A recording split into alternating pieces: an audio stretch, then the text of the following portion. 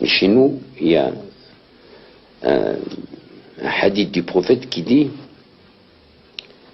la religion est facile, n'en faites point quelque chose de difficile, car si vous veniez à la suivre à la lettre, elle vous vaincrait à la fin. Alors, pourquoi donc aller chercher un intégrisme, une sorte de masochisme à l'égard de soi-même, qui se transforme en sadisme et en intolérance à l'égard des autres? Non, le fondamentalisme, c'est-à-dire c'est s'attacher aux sources, s'attacher à la vraie philosophie de la religion. Et notre philosophie musulmane, c'est la tolérance, c'est la cohabitation, et c'est la compréhension de l'autre. Question d'un néophyte, Majesté. J'ai récemment voyagé beaucoup en Extrême-Orient. Oui.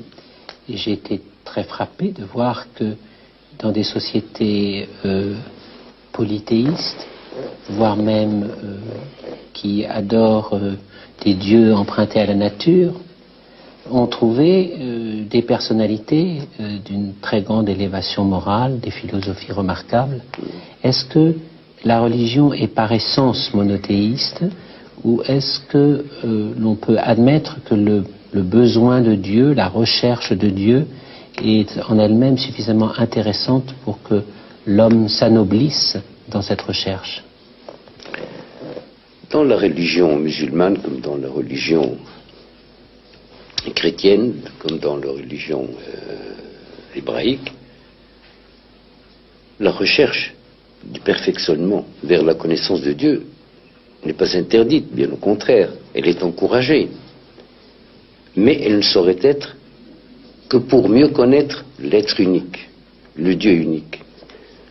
Ce qui caractérise les trois religions révélées, c'est d'abord que sur le plan de la concaténation historique, elles descendent toutes de par leur prophète d'Abraham, et qu'elles sont pour le Dieu unique. Mais le Dieu unique n'est pas un Dieu inique. Il vous permet de le rechercher, en plus que dans les livres sacrés, d'aller à sa recherche dans l'univers, dans tout ce qu'il a créé.